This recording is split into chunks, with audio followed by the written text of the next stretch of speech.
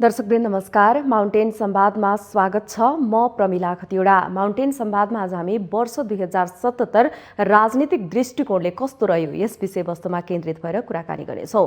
दर्शकवृन्द, वर्ष 2077 मा विशेष गरेर कोरोनाको कारणले गर्दा विश्व अर्थव्यवस्था नै परिवर्तन भयो। विशेष गरेर सामाजिक र आर्थिक क्षेत्र मुलुकको नराम्ररी प्रभावित भइरहँदा कोरोनाको कारणले आजित भएका जनतालाई राजनीतिले पनि सुख दिन सकेन। विशेष गरेर कोरोनाकै कारण समग्रमा सामाजिक तथा आर्थिक क्षेत्र प्रभावित हुँदा भने राजनीतिमा भने मुलुकमा भएको राजनीतिक दलहरूको खिचातानीको कारण स्थिर रहन सकेन। विशेष गरेर वर्ष 2077 राजनीतिक रूपले कस्तो रह्यो र राजनीतिक दलहरू जनताप्रति उत्तरदायी किन हुन सकेनन् यस विषयवस्तुमा केन्द्रित भएर कुराकानी गर्नको लागि यतिखेर स्टुडियोमा हुनुहुन्छ राजनीतिक विश्लेषक रमेश घिमिरे। घिमिरेज्यू, यहाँलाई कार्यक्रममा स्वागत छ। धन्यवाद। हजुर, वर्ष 2077 विशेष गरेर कोरोनाको कारणले प्रभावित भयो। विश्व अर्थव्यवस्था नै परिवर्तन हुँदाखेरि विशेष गरेर हामीले राजनीतिक रूपमा चाहिँ वर्ष 2077 लाई चाहिँ कसरी हेर्न सक्छौँ? बितेको वर्ष 2077 साँच्चै भन्ने हो भने खासै सम्झिने लायक रहेन। अब जस्तो कि यहाँले भन्नुभयो, कोरोनाले गाज्यो, अर्थतन्त्र बिग्रियो, सबै बिग्रियो भने नेपालको अर्थतन्त्र कहिले पो सप्रियाएको छ र कोरोनाले दोष दिनुहुन्छ?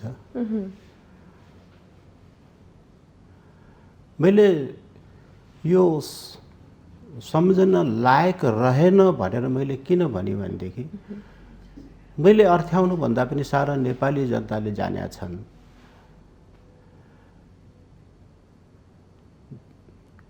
कि देशलाई आर्थिक रूपले समृद्ध नपारिकन जनताका आकांक्षाहरू पूरा हुँदैनन् र जनताका आकांक्षाहरू त्यति बेला मात्रै पूरा हुन्छन् जब उनीहरूको जीवन स्तरमा त्यो राजनीतिक व्यवस्थाले परिवर्तन ल्याउँदछ। त्यसकारण बितेको वर्ष खासै सम्झन योग्य छैन। संविधानमाथि प्रहार भयो, सर्वोच्च न्यायालयको भूमिकामाथि पनि ठुलो प्रश्न भयो, ठुलो प्रश्न उठेको छ र सुरुमै एउटा जुन नेपाली जनता कोरोनाले त्रस्त भएका थिए त्यति बेला पनि एउटा सरकारले कोरोनाले त्रस्त नेपाली जनताको लागि सही कदम ल्याउन सकेन। त्यो बीचमा पनि विभिन्न घोटाला मतलब काण्डहरू भए, ओम्नीहरू भन्नुहुन्छ। भन्दाखेरि जनता जीवन मृत्युको दोसाँधमा रहेको बेलामा पनि कमिसनको खेल हुनु भन्ने कति दुर्भाग्यपूर्ण कुरा हो। अनि कसरी 2077 साललाई हामीले सम्झिने लायक के छ? अब विकास निर्माणमा भन्नुहुन्छ भनेदेखि अब तत्कालै अहिले भन्नुहोस्, प्रधानमन्त्री ओलीले रेलको सपना देखाउनु भयो। आइसकेको रेल त्रिपालले छोपेर जनकपुर नजिक खजुरी भन्ने स्टेसनमा राखिएको छ। अनि त्यसको पुरा मान्छे हामीहरू कति आफ्नो तयारी हाम्रो कति कमजोर छ हेर्नुहोस् त। जब रेल आइसक्यो, त्यसको फुल पेमेन्ट भइसक्यो, नेपाली जनताको राजस्व गइ नै सक्यो, तर त्यो थन्केको छ, त्यो हामीले भोग गर्न पाएका छैनौँ।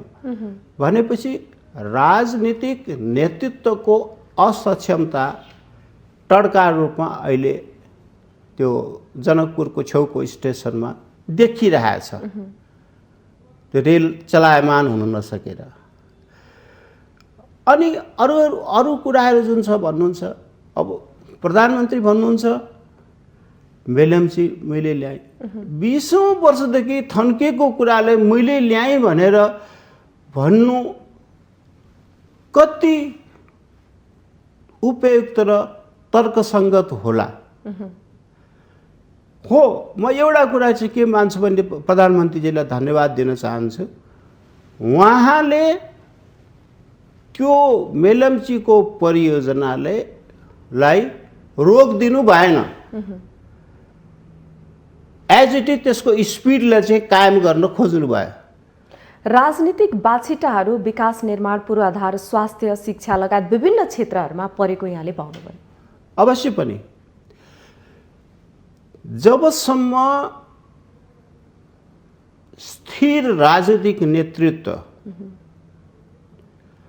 विकासको लागि स्थिर राजनीतिक नेतृत्व हुँदैन तबसम्म देशले विकास लिन सक्दैन। यहाँ नेपाली जनतालाई दोष दिने ठाउँ म कतै पनि देख्दिनँ। नेपाली जनताले त यही सरकारको अस्थिरताबाट अत्यन्त द्रवित भएर वाक्कदिक्क भएर सरकारलाई 2/3 बहुमतमा लगभग 2/3 बहुमतमा पुर्याइदिए नि त। पुर्याइदिएपछि गएको 3.5 वर्ष हेर्नुहोस् आपसी व्यक्तिगत झगडामा बिताइदिए। अहिले पनि त्यही स्थिति छ। तर दशकौँदेखि जुन मेलम्चीको सपना अहिले आएर पुरा भएको छ, रेलको जुन हामीले सपनै देखेको थिएनौँ नेपालमा, रेल निर्माणको प्रक्रिया अहिले आइसकेको अवस्था छ। यसलाई पनि त हामीले विकासको फड्को भन्न सक्छौँ नि। विभिन्न पूर्वाधार क्षेत्रमा यतिखेर भएका छन्, हाइड्रो पावरका क्षेत्रमा निर्माणका क्रममा रहेका छन्, ऊर्जामा हामी आत्मनिर्भर भएका छौँ, कृषि क्षेत्रमा पनि आत्मनिर्भर भइरहेको अवस्थामा यसलाई चाहिँ सकारात्मक दृष्टिकोणबाट हेर्न सकिन्छ कि सकिँदैन? कसरी हेर्न सक्ने? रेल के तपाईँ नेपालमा थिएन भन्नुहुन्छ? राणाको कालमा नेपालमा रेल चलेको थियो, बन्द भएको थियो नि त। हैन, त्यो बन्द कसले गर्यो? सरकारले होइन। जनकपुरदेखि जयनगर त रेल चलि नै राखेको थियो। कसले? नेपाली जनताले ढुङ्गामुढा गरेर बन्द गरे हो। कसरी सकारात्मक? एउटा तपाईँले नेपाली जनताको आँखा छोप्नको लागि रेल ल्याएँ भनेर भन्नुभयो, त्रिपाल हालेर ल्याउनु भएको छ। कसरी सकारात्मक भन्ने? विकास निर्माणको प्रक्रिया त चरणबद्ध रूपमा हुन्छ नि। त्यसको लागि के छ भने पोलिटिकल विल पावर हुनु पर्यो। पोलिटिकल विल पावर खै त? तपाईँले विद्युत प्राधिकरणमा कुलमान घिसिङले जसले जेसुकै भने तापनि कुलमान घिसिङ भन्दा अगाडि त कसैले पनि त लोड सेडिङ हटाएको थिएन नि त। तपाईँले सक्षम नेतृत्वले त गलत्याइदिनु भयो। अहिले फेरि हेर्नुहोस् पार्सियल लोड सेडिङ भइ नै राखेको छ। अब निरन्तरमा 20औं वर्षदेखि भएको जुन मेलम्चीलाई तपाईँ आफ्नो उपलब्धिको रूपमा लिन सक्थ्यो त मिल्दैन। हो, मैले सुरुमै भने त्यसमा वर्तमान सरकारले त्यो प्रोजेक्टलाई रोकेन। यहाँ कस्तो छ भने कुनै पनि प्रोजेक्टहरू जुन छ नि त्यसलाई लम्ब्याउने अनि प्रोजेक्टका ती संसाधनहरू हुन्छन् नि, त्यसको तपाईँको गाडी भन्नुहोस् केही भन्नुहोस्, त्यसलाई राजनीतिक नेतृत्व वर्गले त्यसलाई उपयोग गर्ने। किन? प्रोजेक्ट सकिसकेपछि त त्यो त राजनीतिक व्यक्तित्वले त्यसको दोहन गर्न सक्दैनन्। त्यसकारण नेपालमा अहिले भइराखेको कुरा के छ भनेदेखि प्रोजेक्टलाई लम्ब्याउने, कुनै पनि प्रोजेक्टलाई कुन प्रोजेक्ट समयमा पुरा भएको छ मलाई त्यसलाई बताइदिनुहोस्। तर प्रधानमन्त्री केपी शर्मा ओलीले त हिजो मात्रै राष्ट्रको नाममा सम्बोधन गर्दै वर्ष 2077 त सफल वर्षको रूपमा रहेको छ भनेर उल्लेख गर्नुभयो। त्यो उहाँको कुरा हो। शिलान्यास गर्दैमा परियोजना सफल हुँदैन। त्यो शिलान्यासको कसी त्यति बेला हुन्छ जब शिलान्यासको बखत घोषणा गरिएको हुन्छ यो परियोजना यो सुरु गरेर यति वर्षमा पुरा गरिन्छ। त्यो पुरा भएन भने शिलान्यासको मात्रै गरेर खासै उपलब्धि होइन। मैले देखेको एउटा के छ भने अलिकति राम्रो भने यो जुन लाइफलाइन जुन थियो नि हाम्रो हाइवेको लाइफलाइन या काठमाडौँको लाइफलाइन भन्नुहुन्छ यो नागढुङ्गा नौबिसे सुरुङ मार्ग छ नि त्यसमा अलिकति गति दिएर काम भइरहेको मैले देखेको छु। या के भन्नु आम जनताको अप्ठ्यारोलाई कसैले सम्बोधन गरेको देखिएन। तपाईँ काठमाडौँ बाहिरबाट राजधानी आउँदाखेरि त्यो नौबिसेदेखि मोलिङसम्म तपाईँ आइपुग्दाखेरि कुनै कुनै बेला तपाईँले 10 घन्टा पनि लाग्दथ्यो।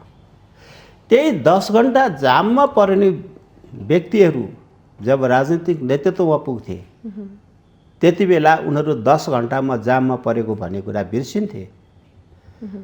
किनभने उनीहरू त हेलिकप्टर र प्लेनको सफर हुन्छ।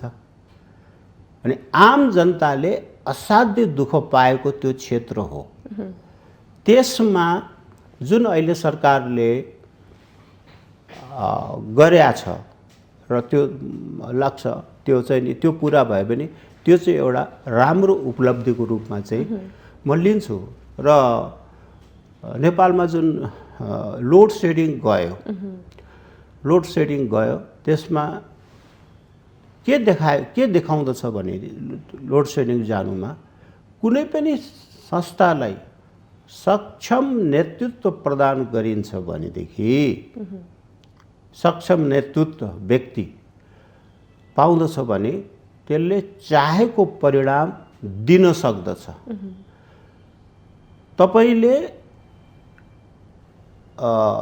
एकदम त्यसमा चाहिँ नि त्यो पदको लागि अयोग्य व्यक्ति योग्य होइन हाम्राको जब कसो निर्णय गरेर तपाईले त्यसमा दिनुहुन्छ भने त्यसले परिणाम प्राप्त गर्न सक्दैन। त्यस्तै राष्ट्रको नेतृत्व पनि सक्षम व्यक्तिको हातमा पुग्छ भने त्यो राष्ट्र अगाडि बढ्छ। असक्षम व्यक्तिको हातमा पुग्यो भने त्यो राष्ट्र अगाडि बढ्दैन। पक्कै पनि अहिले देशमा भ्रष्टाचार बढेको बढी छ। विकास निर्माणका कार्यहरू पनि भइरहे पनि जति मात्रामा हुनुपर्थ्यो ती निर्माणका कार्यहरू सुस्त गतिमा पनि भइरहेका छन्। तर नेपालमा जनताले आश गर्ने दल कुन चाहिँ रहेको छ त? हामीले त सबै राजनीतिक पार्टीहरूको दलहरूको परीक्षण त गरिसकेको अवस्था छ नि। यो अलिकति तपाईले अलिकति गम्भीर प्रश्न सोध्नुभयो। वास्तवमै नेपाली जनताले आश गर्ने दल कुन हो त? यस प्रश्नको उत्तर अब दिनको लागि चाहिँ वास्तवमा गाह्रो छ। अब कुन दलको राम्रो भन्दाखेरि यो लुछाचोडी राजनीतिक दलहरूमा जुन लुछाचोडी भएको छ नि त्यसले नेपाली जनताहरूको आशा लगभग चुडिएको अवस्था छ। राजनीतिक नेतृत्व वर्गले चाहे जे जस्तो सुकै भने तापनि त्यसमा चाहिँ एउटा गम्भीर प्रश्न खडा भएको छ। र एउटा हेर्नुस् न, अब म जहिले पनि भन्ने गर्छु के भनेदेखि नि राजनीतिमा पनि यो 3-4 दलले एउटा सिन्डिकेट चलाएका छन्। कम्युनिस्ट भन्नुहोस्, कम्युनिस्टमा दुई टुकडा, नेपाली काङ्ग्रेस भन्नुहोस् र मधेसवादी दलहरू। यो घेराभित्रबाट उनीहरू कसैले प्रवेशै गर्न दिँदैनन्। विगतका निर्वाचनहरूमा त्यो देखियो। कुनै अलिकति जल्दो बल्दो क्यान्डिडेटलाई हराउनको लागि यी सबै तीनटा राजनीतिक दलका व्यक्तिहरू लागेर त्यहाँ सिद्धान्तको कुरा छैन। यो व्यक्ति पार्लियामेन्टमा पुग्यो भने हामीलाई आछु पारिदिन्छ।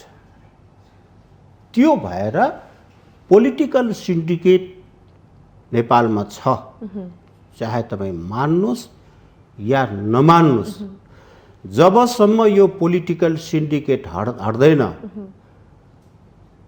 तबसम्म नेपाली जनताले मेरो सरकार भनेर अनुभूति पाउन सक्दैनन्।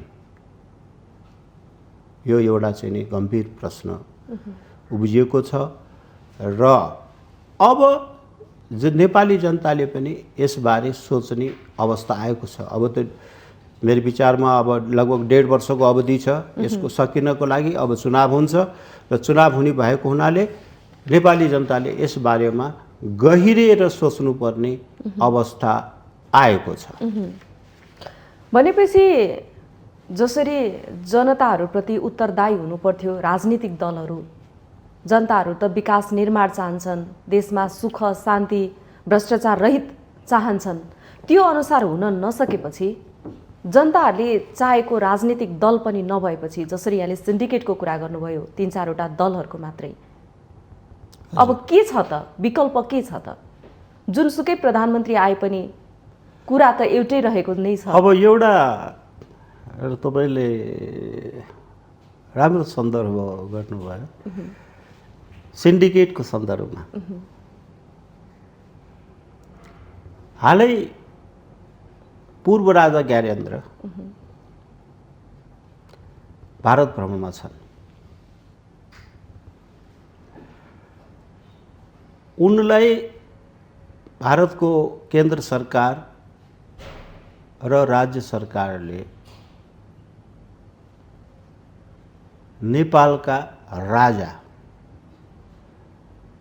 विश्वका सम्पूर्ण हिन्दूहरूको सम्राट भनेर त्यहाँ पूर्व शब्द कहीँ पनि मैले उल्लेख भएको देखिनँ। विशेष सम्मान थियो हैन, मतलब त्यहाँ पूर्व मतलब सिटिङ किङ जस्तै उहाँले सम्मान पाउनुभयो, त्यही अनुसार भयो। अब यसमा नेपालको राजनीति अवश्य पनि तरङ्गित भएको छ। पक्कै पनि हामीले भारतलाई मात्रै दोष दिने होइन, किन हामीहरू बीचको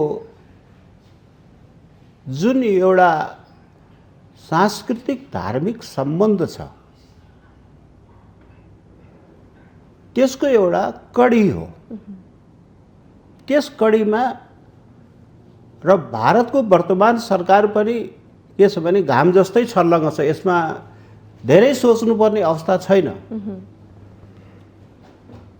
भारतको वर्तमान सरकार हिन्दू विचारको जगमा उभिएको हुनाले नेपालमा हिन्दू राष्ट्र र हिन्दू सम्राट भएको देख्न चाहन्छ। यसमा कुनै संशय चाहिँ म चाहिँ देख्दिनँ है। उसको एजेन्डा क्लियर छ। अब यहाँ जेसुकै सोचुन्, तर यहाँ घरमा के हुन्छ भने मैले सिन्डिकेटको कुरा गरेँ नि, चाहे तपाईँ मान्नुहोस् नमान्नुहोस्, नेपालमा राजालाई चाहने ठुलो वर्ग छ, त्यसलाई जहिले पनि निषेध गरिएको छ। तर जनताहरूले नै राजतन्त्र फालेको होइन र? अब यसमा छ, अब यस प्रसङ्गमा ज्ञानेन्द्रको भनाइ के छ भने, पूर्व राजा ज्ञानेन्द्रको भनाइ,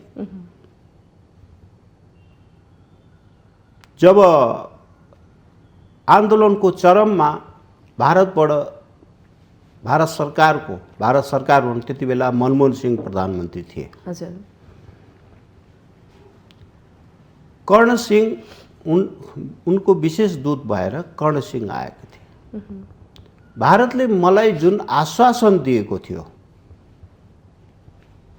त्यो पुरा गरेन भनेर पूर्व राजा ज्ञानेन्द्र अझै पनि भन्दछन्। अनिखेरि यहाँ नेपाली जनता भन्ने कि के भन्ने, यो बडा तपाईँको के छ भने ऊ छ। अब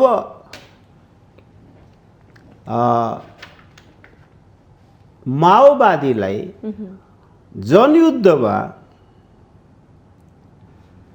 जनयुद्धबाट मेन स्ट्रिम पोलिटिक्समा ल्याउनको लागि त्यो सम्झौता कहाँ भयो मलाई भन्नुहोस् त। 12 बुँदे सम्झौता त आखिर दिल्लीमा भयो नि त। अनि अर्को कुरा भन्नुहोस् ल, ठिक छ तपाईँले भन्नुभयो नेपाली जनताले नै राजा फाल्या हुन्। यहाँ भएको आन्दोलनको क्रममा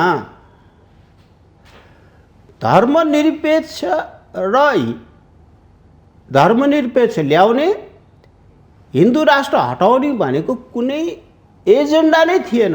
त्यो एजेन्डा कसरी आयो? भनेपछि जनताहरू पछिल्लो समय राजनीतिक दलहरू प्रति आजित देखिएको कारण र अहिले राजतन्त्रको कुराहरू पनि आइरहँदा राजतन्त्र ल्याउन आउन सक्ने सम्भावना छ त? जसरी यहाँले दलहरूको कुरा पनि हामी सँगसँगै आइरहेका छौँ, सिन्डिकेटको कुराहरू, यो बीचमा अहिले भारतले पनि चाहेको यही छ भनेर भनिरहँदा सम्भावना के छ? यसमा त म के देख्छु भने, म दक्षिणी छिमेकी मात्रै होइन,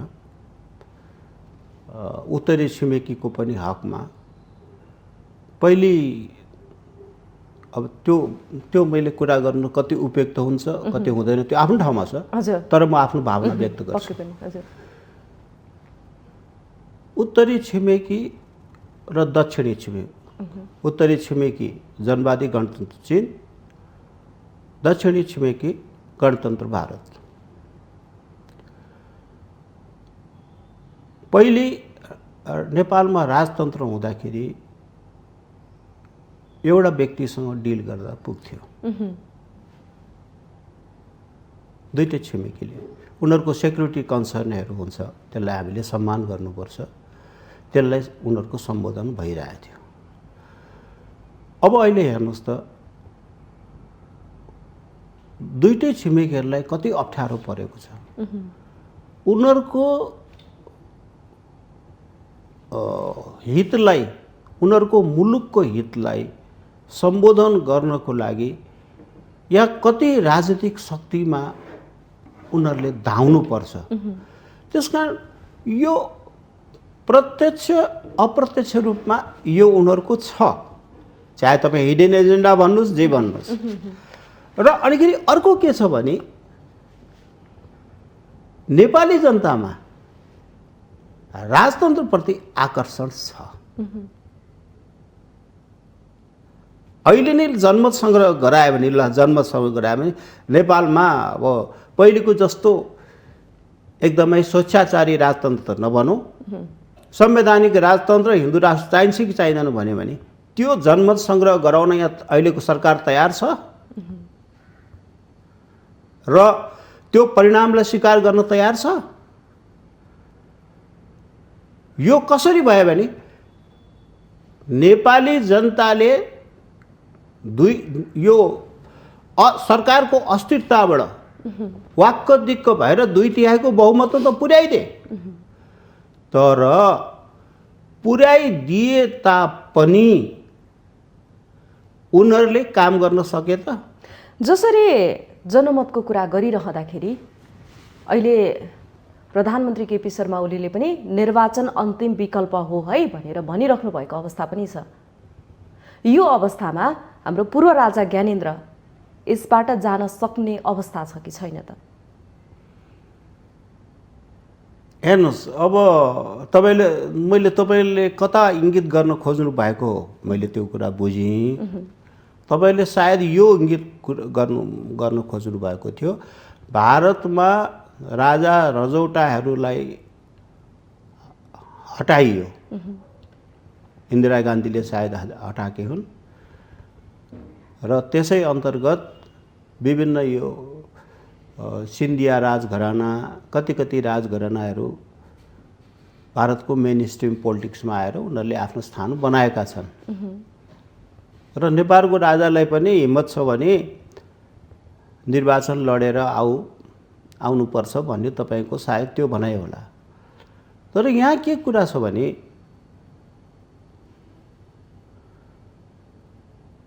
सुरुमै गलत नियतले संविधानको निर्माण भएको छ। त्यसकारण त्यो कुरा पूर्व राजा ज्ञानेन्द्रले पनि बुझेका छन् र उनले के पनि छ भने नेपाली जनता मलाई कति चाहन्छन् भन्ने पनि उनलाई हेक्का छ र यसलाई तपाईले भनेको जस्तो यो कुरालाई त्यति साह्रो हल्का रूपमा चाहिँ लिन मिल्छ जस्तो मलाई चाहिँ लाग्दैन। अहिलेको जुन परिदृश्य आइरहेछ, नेपालमा संविधान लागू भएको दिन र आजको दिनमा हेर्नुस् त ज्ञानेन्द्रको भूमिका कस्तो भएको छ। मैले खालि भारतले चाहिँ स्वागत गर्यो भनेर मात्रै हुँदैन, तर एउटा कुरा त सदैव के बुझ्नुपर्छ भनेदेखि भारतले पनि त्यत्तिकै पूर्व राजा ज्ञानेन्द्रलाई वर्तमान राजा भनेर स्वागत उनलाई गर्दैन। यसको धेरै अर्थ हुन्छन्। भारत त पहिलेदेखि नै राजतन्त्र हिन्दू राष्ट्रकै चाहनामै हो नि। पहिलेदेखि नभनौँ, मनमोहन सिंह पालाको होइन, अहिलेको सरकार पहिलेदेखि नभनौँ, अहिलेको सरकार उनीहरूको त्यो एजेन्डा क्लियर छ। अब भारतको के चाहना एकातिर राखिदेऊ, डोमेस्टिक पोलिटिक्समा पनि मैले भने नि, पोलिटिकल सिन्डिकेटमा त्यत्रो एउटा शक्तिलाई तपाईँले जब तपाईँले अल पार्टी मिटिङ राख्नुहुन्छ, प्रधानमन्त्रीले राष्ट्रपतिले बोलाउँछन्, त्यो पक्ष किन इग्नोर गरिन्छ? तपाईँले निषेधको राजनीति भनेकै त्यही हो। 2-3 सिट भएकोलाई तपाईँ स्थान दिनुहुन्छ। साँच्चीकै एउटा पावर भएकोलाई तपाईँ स्थान दिनुहुन्न। छलफल त हुनु पर्यो नि त। तर 62-63 को जसरी जनआन्दोलन भयो, त्यो आन्दोलनले जनताले त चाहेका होइनन् नि त। मैले त्यही भने, मैले तपाईँले त्यही 62-63 को आन्दोलनको कुन जगमा भयो, त्यसको खाका कहाँ बन्यो? यहाँ प्रश्न यो छ,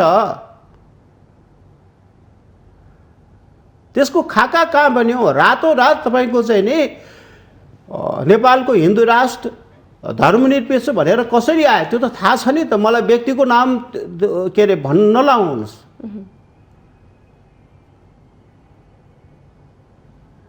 रातोरात त त्यो जोडिएर आयो नि त। कसरी आयो त भनेपछि यो कसको प्रभावमा यो भयो त? नेपाली जनता पनि छन्, तर नेपाली जनतालाई भड्काउने तत्त्वहरू कसले भड्कायो? एउटा कुरा के बुझ्नुहोस् भनेदेखि कुनै पनि देशको आत्मा भनेको नि त्यो देशको संस्कृति रहनसहन हो। संस्कृति भन्नाले हाम्रो सबै चाडपर्व, हाम्रो धर्म, रीतिरिवाज सबै आउँछ। के भन्ने गरिन्छ भने कुनै पनि देशमा आफ्नो प्रभाव बढाउनु छ भनेदेखि लडाई गर्नु पर्दैन या आफ्नो कब्जामा लिनु छ भने। तर नेपाली जनताले पञ्चायती व्यवस्थादेखि लिएर राजनीतिक परिवर्तनको व्यवस्था परिवर्तन गर्दै गर्दाखेरि राजतन्त्र फाले, गणतन्त्र ल्याए, लोकतन्त्र छ। जनताले पाउने भनेको त दुःख नै रहेछ नि त। के पाए त जनताले? तपाईँले यो राम्रो विचार या विश्लेषण भन्नुभयो हो। फरक यहाँ छ, यहाँ फरक छ, गम्भीर कुरा छ। नेपाली जनताले के पाए त? नेपाली जनताले पाउनु भनेको मैले सुरुमै उल्लेख गरेका थिएँ, राजनीतिक व्यवस्थाले जबसम्म नेपाली जनताको जीवन स्तर उकासिँदैन तबसम्म नेपाली जनतालाई कुन व्यवस्था छ भनेर मतलब पनि छैन, उनीहरूलाई थाहा पनि छैन। अब म तपाईँलाई हिजो मात्रै मेरो एउटा लेख छापिएको थियो, म उदाहरण दिन चाहन्छु। गएको महिना चीनका राष्ट्रपति सी जिनपिङले आफ्नो मुलुकलाई गरिबी मुक्त घोषणा गरे। अब र उसले लगभग 10 वर्षमा 10 करोड जनतालाई चाहिँ गरिबीको रेखाबाट माथि उठाइदियो भनेपछि यो अहिले विश्वको दोस्रो आर्थिक महाशक्ति त चीन हुँदै हो। त्यसो गर्नुको मतलब के भनेदेखि अब विश्वको पहिलो शक्ति हुनको लागि धेरै नजिक चीन पुग्यो। त्यो कसरी भयो त भन्दाखेरि व्यवस्था कुन हो त्योसँग सरोकार राख्दैन। देशले कस्तो नेतृत्व पाएको छ त्यो माने राख्छ। मैले यसलाई अलिकति फेरि पनि भन्न चाहे 2047 सालमा जनताहरू जति खुसी थिए त्यही अनुपातमा अहिलेको व्यवस्थामा जनता कति खुसी छन् त?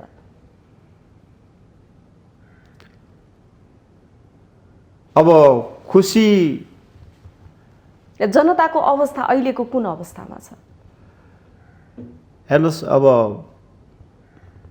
जनताको अवस्था भन्नाले यो मुलुक जुन छ रेमिट्यान्समा धानिएको मुलुक हो।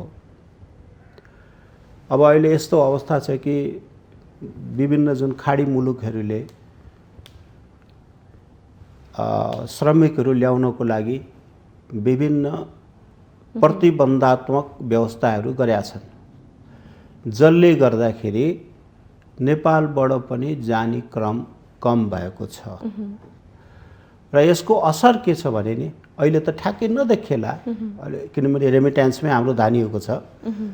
त्यसको असर 1-1.5 वर्षपछि निक्लिन्छ भन्दाखेरि त्यो रेमिट्यान्स उनीहरूले उता रोजगार नपाउनु भनेको नेपाली जनताको जीवन स्तर खस्किनु हो।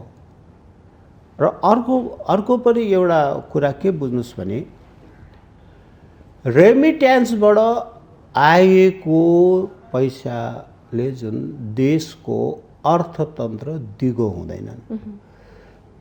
किन भनेर मलाई सोध्नुहुन्छ भनेदेखि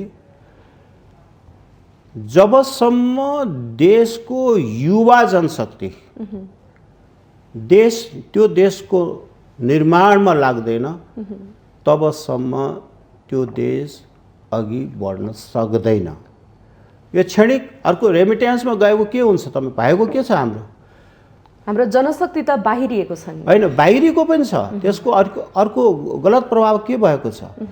उनीहरू वर्षमा 1-2 चोटि आउँछन् या 2 वर्षमा आउँछन्। अनिखेरि हाम्रो सबै खेतहरू बाँझा भएका छन् र उनीहरू आएपछि हामीहरू सबै आयातित चामल, कुनै बेला तपाईँलाई थाहा छ हामी हरेक अञ्चलमा धान चामल निर्यात कम्पनी भनेर हाम्रो धान चामल केरलासम्म, बङ्गलादेशसम्म, पाकिस्तानसम्म निर्यात हुन्थ्यो। आज हामी करिब कस्तो परिस्थितिमा छौँ? हामी सबै खाद्यान्नहरू हामीहरू आयात गर्ने परिस्थितिमा छौँ भन्दाखेरि हामी कहाँ पुगेका छौँ? झन् हाम्रो ग्राफ तलतिर छ। हो, नेपालमा केही व्यक्तिहरूको चाहिँ नि त्यो समृद्धिको ग्राफ बढेको छ। अहिले मैले अलिकति फेरि प्रसङ्ग यसैलाई मिसाएर फेरि पनि बदले। जसरी अहिले केही पनि उपलब्धि हासिल हुन सकेन भनेर प्रधानमन्त्री केपी शर्मा ओलीको राजीनामा मागिरहेको छ, यसै विषयलाई लिएर सत्तारूढ नेकपाभित्र आन्तरिक विवाद पनि रहेको छ। नेकपाभित्र आन्तरिक विवाद रहिरहेको बेलामा अहिले मुलुक अस्थिरतातर्फ गइरहेको हो कि असहजतर्फ गइरहेको हो कि भन्ने आम नेपाली जनतालाई भान पनि भइरहेको छ। प्रधानमन्त्री केपी शर्मा ओलीले राजीनामा दिँदैमा केही उपलब्धि हासिल हुने हो या कसरी हेर्न सकिन्छ? अब मैले यसलाई यसरी हेर्छु, मैले धेरै यसमा टाउको दुखाउँदिनँ। म के छ भने यसमा यो भएको के भने नि लेनदेनको कुरा भन्न त प्रचण्डले भन्नुहुन्छ विधि विधानको कुरा हो, लेनदेनको कुरा होइन।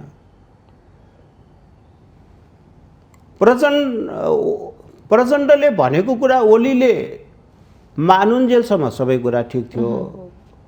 अनि प्रचण्डले भनेको कुरा ओलीले नमान्दाखेरि नै यो समस्या भएको हो।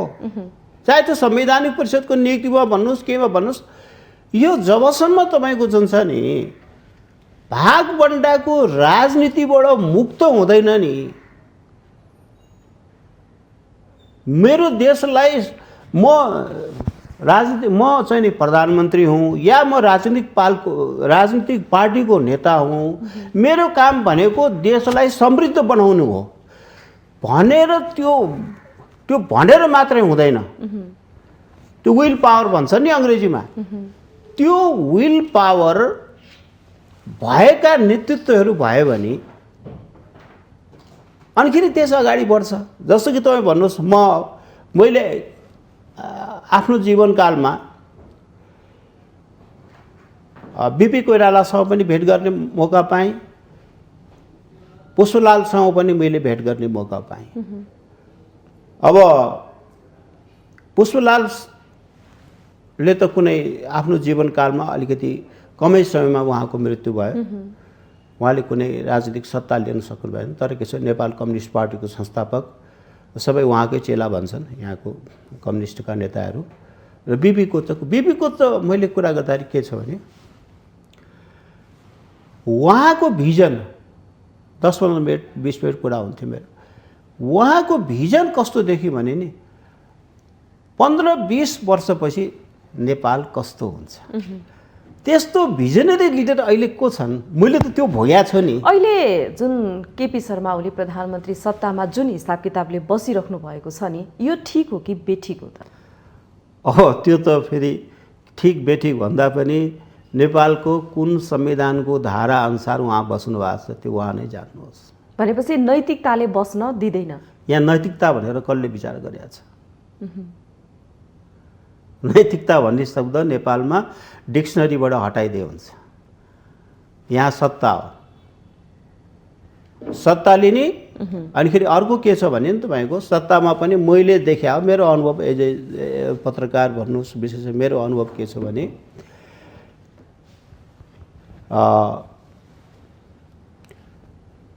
राजनीतिक नेतृत्व वर्ग, चाहे सिटिङ प्राइम मिनिस्टर होस् या नन सिटिङ पोलिटिकल लिडर होस्, उनीहरूले सबभन्दा पहिले के हेर्दा रहेछन् भने नि आफ्नो स्वार्थ। त्योभन्दा अलिकति अगाडि बढेपछि आफ्नो परिवारको स्वार्थ, त्योभन्दा अलिकति अगाडि बढेपछि पार्टीको स्वार्थ, त्योभन्दा अलिकति अगाडि बढेपछि पार्टीका कार्यकर्ताहरूको स्वार्थ। त्यो भने जनताको स्वार्थ त 5औं 6ठैमा पर्यो। जनताको हित भन्ने कुरा त पोलिटिकल लिडरहरूको प्रायोरिटीको नम्बर कति 6औं 7औं पर्दो रहेछ। अनि के देश कसरी समृद्ध हुन्छ? जसरी यहाँले बिपी कोइराला र पुष्पलालको कुरा गरिरहँदाखेरि उहाँहरूको जुन भिजन थियो यहाँले भनिसक्नुभयो, देशलाई कसरी विकास निर्माण गर्ने, अगाडि बढाउने जुन किसिमको भिजन थियो, लक्ष्य थियो, त्यो अनुसार नेपाल कम्युनिस्ट पार्टी नेकपा र अहिले जुन प्रतिपक्षी दल नेपाली कांग्रेस छ, यिनीहरू कहाँ चुकिरहेका छन्? यहाँ चुकेको भनेको, यहाँ जुन चुकेको भन्ने कुरा त के अरे देखिएकै छ। निहित स्वार्थ, आफ्नो स्वार्थ, पार्टीको स्वार्थ। प्रधानमन्त्रीलाई जसरी पनि टिकिरहनु परेको छ। त्यो सत्ता भन्ने कुरा यस्तो हुँदो रहेछ कि मान्छेले त्यो कुर्सीमा पुगेपछि त्यो छोड्नै चाहँदैन, त्यसको लागि जे पनि गर्न चाहन्छ। त्यसमा त के अरे राजा ज्ञानेन्द्रलाई अफर आएको थियो नि त, जब उनी हटे, विश्वको जुनसुकै कुनामा गए पनि हामी तपाईँको व्यवस्था गर्दछौँ भनेर सरकारले भन्यो। तर ऊ त गएनन्, म त नेपाल छोड्दिनँ भने। त्यहाँबाट पनि के लिनुपर्छ? अहिलेसम्म यही देशमा बसिया छन् नि त। यहाँको त्यो बेलामा त के थियो भने ज्ञानेन्द्रलाई लखेट्नु नै पर्छ भन्ने थियो। नलखेटेर आज त त्यो परिस्थितिमा आयो नि त। त्यसकारण यो समस्या भनेको के भनेदेखि अब हामी भन्ने गर्छौँ नि तपाईँको काँधमा जिम्मेवारी, हृदयमा इमानदारी। जबसम्म त्यो हुँदैन तबसम्म देश समृद्ध बन्न सक्दैन। खालि समृद्ध नेपाल, सुखी नेपालीको नारा मात्र दिएर हुँदैन। प्रधानमन्त्रीले नारा त भन्यो भने त्यो पनि मैले विभिन्न लेखहरूमा मैले त्यो मेन्सन गरेका थिएँ। तर आजकल मैले त्यो उहाँको महान वाणीलाई मेन्सन गर्न छोडिदिएँ, किनभने त्यो अनुसार काम भएन। पछि कसरी उहाँहरू को चाहिँ इमान्दार हुनुहुन्छ भनेर हामीले कसरी मान्ने? भने देशप्रति इमान्दार हुनु पर्यो, जनताप्रति इमान्दार हुनु पर्यो, आफूप्रति इमान्दार भएर हुँदैन। देशप्रति, आफ्नो देशलाई माया गर्नु पर्यो, अनिखेरि देश समृद्ध बन्छ। खालि आफ्नो पोलिटिकल पार्टी, आफ्नो परिवारलाई मात्रै माया गरेर देश अगाडि बढ्दैन। नेपाली जनताले तपाईँलाई 2/3 बहुमत दिएर तपाईँलाई पुर्याइदिए, त्योभन्दा बढी के गर्ने नेपाली जनताले? तपाईँ आफ्नो कर्तव्य निर्वाहमा, मैले तपाईँ भन्नाले सरकार भन्न खोजेँ, चुक्नु भएको छ, नराम्रोसँग चुक्नु भएको छ, जनमतको कदर भएको छैन, चुक्नु भएको छ भनेको त्यही हो। सुधारिनुहोस्, नेपाली जनतालाई सम्मान गर्नुहोस्। अहिले पनि कोरोनाको दोस्रो लहर आइरहेछ, त्यसमा कसरी त्राण दिने हो? खालि कोरोनाको न्यू देखाएर भ्रष्टाचार गर्नु भएन। जसरी सुरुमा तपाईँले ओम्नीहरू गरेर गर्नुभयो, पहिले ब्ल्याकलिस्ट भनेर भन्यो भयो ओम्नीको, अहिले त्यो ब्ल्याकलिस्टबाट हटाइयो अरे। भनेपछि मुलुकप्रति नेपालका राजनीतिक दलहरू इमान्दार छन् भनेर कसरी भन्नुभयो? समस्या कहाँ कतिसम्म आइपुग्यो हेर्नुहोस्। विकास निर्माणका कामहरूमा, विकास निर्माणको कामहरू सरकारको एजेन्सीहरूले गर्न सकेर नेपाली सेनालाई दिनुपर्ने बाध्यता आएको छ, जबकि नेपाली सेनाको त्यो काम होइन। नेपाल सरकारका अनेकै एजेन्सीहरू छन्, सडक विभाग छ, भौतिक पूर्वाधार योजना, उनीहरूको काम हो। नेपाल सरकारले उनीहरूको तलब भत्तामा अरबौं रुपियाँ खर्च गरेका छ, तर जुन उसको काम होइन त्यो काम गर्नको लागि नेपाली सेनालाई बाध्य गरिएको छ। भनेपछि परिआएको बखतमा नेपाली सेनाले आफ्नो राष्ट्रको सुरक्षा कसरी गर्छ? त्यसमा पनि ल ठिकै छ, नेपाल सरकारले दियो, कमसेकम नेपाली सेनाले दिएपछि नेपाली जनतालाई के आश हुन्छ भनेदेखि यो टाइमली प्रोजेक्ट पुरा हुन्छ। जस्तै तराई द्रुत मार्ग छ नि, त्यसमा त्यो दियो, तर पनि त्यो संसदीय समितिहरूले क्वेसन उठाए हैन, चर्काचर्की त्यहाँ भयो। सेनालाई पनि काम गर्न दिने परिस्थिति छैन। यहाँ त यस्तो चक्रव्यूह छ क्या, भ्रष्टाचारीहरूको यस्तो चक्रव्यूह छ। प्रधानमन्त्री तर अहिले पछिल्ला दिनहरूमा जुन सबै भन्दा राम्रो भन्दिनँ, जस्तै मैले नागढुङ्गाको भने, मेलम्चीको बारेमा पनि भने, मेलम्चीमा उहाँले प्रधानमन्त्रीले रोक्नु भएन, जसले रोक्न खोजेका थिए उहाँले क्रस गर्नुभयो र पानी ल्याउनु भयो। उहाँ धन्यवादको पात्र हुनुहुन्छ। र अहिले उहाँलाई अलिकति आएको छ के गर्नुपर्छ भन्ने विचार आएको जस्तो र अलिकति विकास निर्माणमा सजगता भएको जस्तो देखिनुहुन्छ। अब एउटा कुरा के छ भने लास्टमा तपाईँ जुन नेतृत्व वर्गले यो हाम्रो अहिले त तेस्रो यो मतलब गरिबीले थलिएको मुलुक हो नि, तेस्रो विश्व भन्छन्, मैले भन्न खोजेँ। तेस्रो विश्वबाट जसको नेतृत्वमा देश पहिलो विश्वमा लैजान्छ नि, दरिन्छ, त्यो नै नेता अजर अमर रहन्छ, केही गर्नै पर्दैन। हजुर, हामी कार्यक्रमको लगभग अन्तिम समयमा आइपुगेका छौँ। मैले यहाँलाई फेरि पनि प्रश्न सोध्न चाहेँ। जाँदा जाँदै सरकार अहिले जसरी आलोचित भइरहेको छ र सरकार बनाउनको लागि सत्ता समीकरणका कुराहरू पनि आइरहेका छन्, गठजोडका कुराहरू पनि आइरहेका छन्, प्रधानमन्त्री बन्ने दौडधुप रहेको छ, हामीले सत्तालोलुप देखिरहेका छौँ राजनीतिक नेताहरूमा। यसले चाहिँ मुलुकलाई कतातर्फ डोर्याउँदैछन् त यिनीहरूले? अब म उनीहरूको सत्ताको लडाइँ झगडामा म जान चाहन्न। म यति उनीहरूलाई के भन्छु भने तिमीहरूको अन्तर पार्टी विग्रहलाई ठिक पार र अहिले बाँकी रहेको समय जुन छ नि, 1.5 वर्षको समय जुन छ, त्यसमा पनि काम गर। चुनाव त आफ्नो ड्यु कोर्समा हुन्छ नि, त्यसमा कुनै के अरे के लफडा नै छैन। यो अन्तर पार्टी बिग्रेको यो नाटक नदेखाऊ नेपाली जनताको अगाडि। जति तिमीहरूले यो नाटक देखाउँछौ त्यति नेपाली जनता अगाडि तिमीहरू नाङ्गिन्छौ। आउने चुनावको होस गर। मेरो ती राजनीतिक पार्टीहरूलाई मेरो त्यति नै सल्लाह छ। हस्, यहाँको महत्त्वपूर्ण समय र संवादको लागि यहाँलाई धेरै धेरै धन्यवाद। धन्यवाद यहाँलाई पनि, र माउन्टेन टिभीलाई मलाई यो अवसर दिनुभएकोमा माउन्टेन टिभीप्रति म आभार व्यक्त गर्दछु। दर्शकवृन्द, माउन्टेन संवादमा आज हामीले विशेष गरेर राजनीतिक रूपले वर्ष 2077लाई चाहिँ कसरी विश्लेषण गरिन्छ र यस विषयवस्तुमा केन्द्रित भएर कुराकानी गऱ्यौँ। यसका लागि हामीसँग हुनुहुन्थ्यो राजनीतिक विश्लेषक रमेश घिमिरे। कार्यक्रमबाट म प्रमिला खतिवडा पनि बिदा हुँदैछु। हेर्दै रहनुहोला माउन्टेन टेलिभिजन। नमस्कार।